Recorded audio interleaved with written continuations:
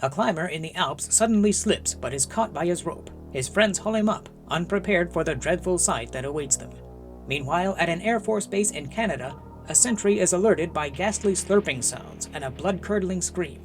He hurries to investigate, and what he finds is not for the faint of heart. These unsuspecting men are about to experience the incomparable horror of appearing in an X-rated movie. While Hammer Studios were making waves with lurid full-color gore, in 1958 a more modest pair of British horror flicks proved just as willing to push the envelope, as some believed a little too far. I'm Tyler Martin, and this is Monsters from the Id.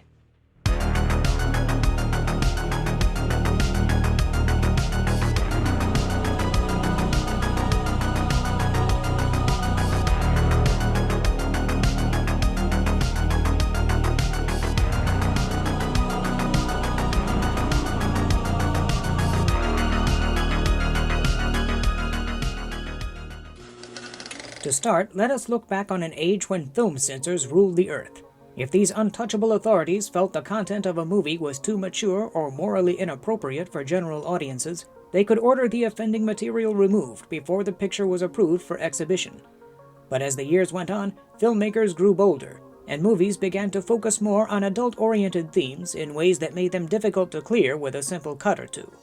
Concerned that children might be easily exposed to inappropriate content, in 1951, the British Board of Film Censors introduced the X Certificate, which was meant to restrict audiences to those 16 years old and above, with younger viewers being excluded entirely. Despite the racy connotations the term X-rated might conjure, at the time it was meant to cover a wide range of material deemed unsuitable for youngsters, including, but not limited to, graphic violence. It wasn't long before Hammer Studios famously burst onto the scene with its signature brand of horror, which often included a heaping helping of blood and gore, gleefully garnering the X rating to tremendous popular success. The connection was deliberately played up in the title of Nigel Kneale's 1955 classic, The Quatermass Experiment, and soon things were made even more horrific by the introduction of color, with the likes of The Curse of Frankenstein and Dracula appalling censors and delighting moviegoers as never before. But Hammer weren't the only ones looking for a piece of the X-rated pie. In 1958, two smaller sci-fi horror shockers would likewise fall under the scrutiny of the censor board, matching the aforementioned classics for perceived impropriety, if not notoriety. The first of these was Arthur Crabtree's Fiend Without a Face. Adapted from a 1930 short story titled The Thought Monster, the screenplay by Herbert J. Leader adds an atomic age twist and obligatory love interest to Amelia Reynolds Long's imaginative, though somewhat daft, original. We begin with the discovery of a corpse near an American Air Force base in Manitoba, Canada. The man's face is fixed with a look of abject horror, but the cause of death is a mystery. The locals are sure that radiation from the base's atomic-powered radar is to blame.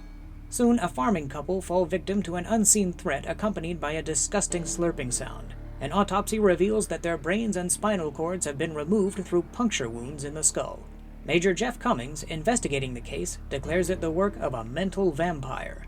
The town mayor is the next victim, and the villagers, now convinced that a deranged GI is responsible for the killings, form a posse to hunt him down. The constable runs afoul of the invisible menace, but instead of having his brains entirely removed, he is reduced to a shuffling, moaning vegetable.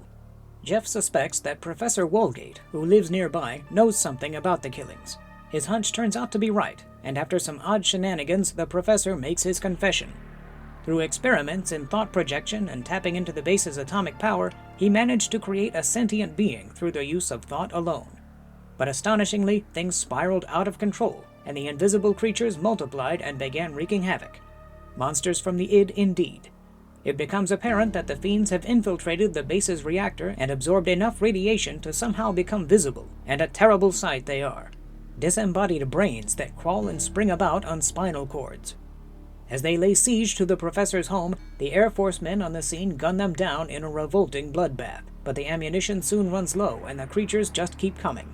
Walgate is done in by his horrible creations as Jeff rushes off to the base to blow up the control room, succeeding just in the nick of time. With their power source gone, the brains dissolve, and the day is saved. Fiend Without a Face is an odd bit of business. Director Crabtree was reportedly less than thrilled at the prospect of directing a monster movie, and the lack of enthusiasm shows in the final product. Though the premise has some potential, the film as a whole is almost doggedly conventional and quite puzzling in spots. During his investigation, Jeff earns the scorn of Barbara, who is both the last living relative of the first victim and, conveniently, Walgate's assistant, but inexplicably wins her romantic favor after her boyfriend's brains are zapped by the monsters, all because the hero needs a girl to embrace. In one confusing sequence, Jeff goes skulking about the cemetery and gets trapped in a mausoleum by Walgate, who seems to have been driven mad by his experiences and worried lest the Major get too close to the truth. But what was Jeff doing there in the first place? Nonetheless, Crabtree does manage a sense of atmosphere in certain scenes, and the picture really comes alive when the monsters are about. Although we can't see them at first, their presence is indicated by some truly repulsive sound effects, and the staging of these scenes is generally effective. Things really get going with the climax, when the fiends become visible.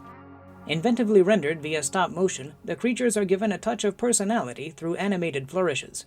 After a mostly routine lead-up, the final reel snaps to life with leaping brains that meet their doom in disgusting fashion. It is these scenes that earned the film the dreaded, or coveted, X certificate, and while Fiend Without a Face may not be the best sci-fi pick of its day, it is certainly one of the most shocking.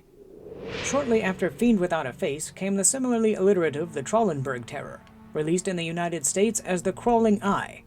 Like a number of British horror films of the era, this picture was adapted from a television serial. Director Quentin Lawrence, who had helmed the TV version, returned to the story for his big screen debut, with Hammer screenwriter Jimmy Sangster adapting the script. Three climbers on the Trollenberg meet with sudden tragedy when one of their number is somehow decapitated. Sarah and Anne Pilgrim, a mind-reading sister act, are passing through the area by train when Anne, compelled by some unknown force, suddenly becomes insistent that they stop at Trollenberg. American Alan Brooks, sharing their compartment, happens to be heading the same way, and helps arrange lodging for the two. We learn that Alan is a UN representative sent to investigate strange phenomena on the Trollenberg, a radioactive cloud, mysterious deaths, and more. He and scientist Professor Crevitt had previously encountered similar circumstances in the Andes, and now hope to get to the bottom of things. It turns out that unlike her sister, Anne is a genuine clairvoyant who can sense the uncanny danger faced by climbers on the mountain. Some horrible intelligence resides in the cloud which turns human beings into tools of murder, and Anne, who sees far too much, becomes the prime target.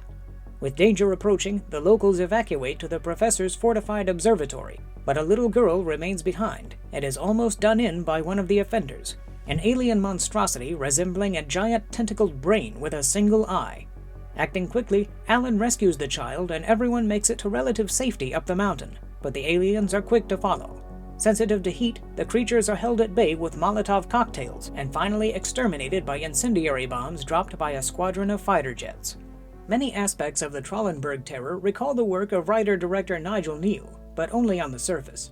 Similar shock and violence to that found in Kneale's more thoughtful efforts appear here simply for their own sake, and while these grisly elements do have some impact, enough to obtain the notorious X certificate, they don't carry as much dramatic weight. Forrest Tucker, who had also featured in the excellent Kneale-penned The Abominable Snowman, turns in a decent enough performance as Alan, and Janet Monroe is quite effective in the part of Anne. Much as with Fiend Without a Face, the film sometimes rises above its limitations with the occasional atmospheric flourish. Les Bowie, a major figure in British special effects, does what he can within the confines of the limited budget and shooting schedule. There are some reasonably strong matte paintings, Bowie's specialty, and a number of other good visuals, but the creatures themselves are disappointing. Though their design is grotesque in concept, the execution is largely unsatisfactory.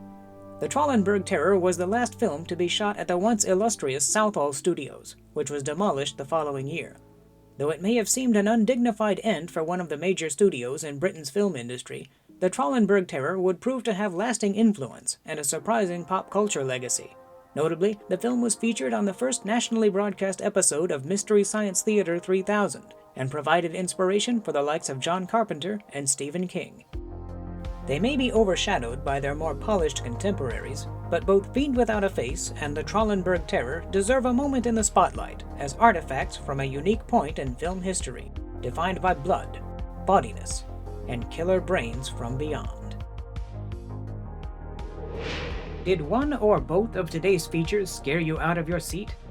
Did you find them surreal, revolting, even amusing? Let me know in the comments. If you enjoyed this video, please give it a like, share, and subscribe for more Monsters from the Id. As always, thank you for joining me. I'll see you next time.